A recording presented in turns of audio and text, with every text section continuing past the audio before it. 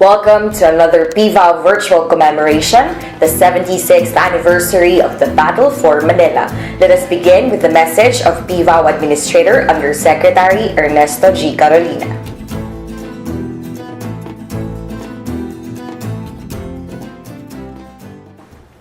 A pleasant day to everyone. Like many of the turning points in our nation's past, the Battle for Manila is a reflection of the courage, valor, and patriotism of our forefathers. Filled with defining moments of heroism, the Battle for Manila brought out the indomitable spirit of the Filipino guerillas who were willing to fight for our country's freedom. The one-month Battle for Manila began on February 3 and ended on March 3, 1945. The battle left Manila, the once revered Pearl of the Orient, in complete devastation, with roughly 100,000 people killed.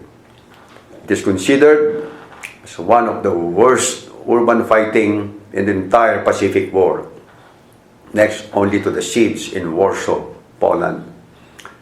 It were the Filipino guerrillas and the Allied forces who bravely took on the challenge of liberating the country's capital city. Block by block, building per building, our liberators inched closer and pressed deeper to drive out the enemy. After a month of relentless fighting, the city was liberated, albeit in complete ruin. Our forefathers paid the ultimate sacrifice in the battle for Manila. They fought and perished so that our generation and the generation after us can experience a life that is free from oppression. For this, we are forever indebted to them. And today, in this virtual commemoration, we remember their service and thank them for their sacrifices which led to the liberation of Manila and eventually the whole nation. As I close, it is my hope that our youth today, our future defenders, would be inspired by the love of country our veterans demonstrated during the war. May they be encouraged by our veterans' resilience to remain hopeful during this pandemic. May they also imbibe the values of our veterans in serving the country above self. In doing so, we not only remember our veterans, but also carry on their legacy. Mabuhay ang mga veterano, mabuhay ang mga Pilipino. Thank you very much, Yusek Carolina, for that meaningful message. And to let us know more about this month-long battle that devastated the country's capital, we welcome the National Historical Commission of the Philippines Executive Director, Restituto L. Aguilar, to be followed by an audiovisual presentation displaying some of the scenes of this historical battle.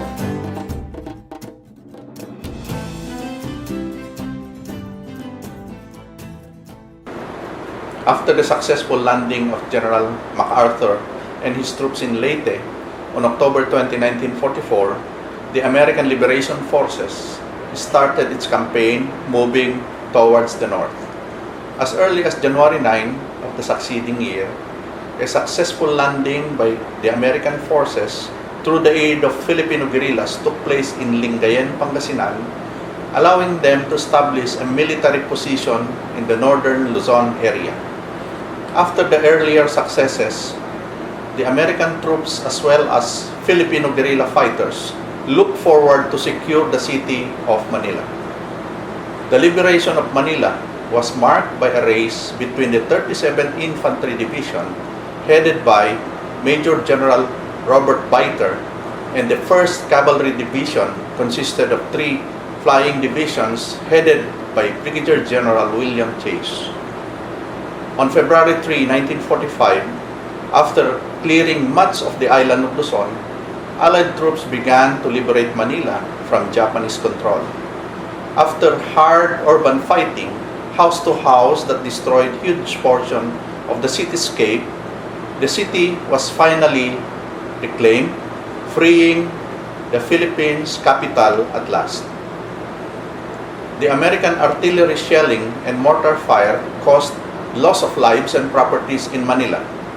Survivors, however, were all happy to see the Americans. The constant shelling and street-by-street fighting was a high price to pay for freedom. The battle left 1,101 US soldiers dead and 5,565 wounded. An estimated 100,000 Filipino civilians were killed, both deliberately by the Japanese and from artillery and aerial bombardment by the US military force. 16,665 Japanese dead were counted within Intramuros alone. The Battle of Manila ended on March 3, 1945, a month following the arrival of the 1st Cavalry Division. 100,000 Filipinos perished, government buildings lay in waste, and Manila was Pearl of the Orient no more. The catastrophic battle resulted in serious damages. Every February 3, the liberation of Manila is commemorated.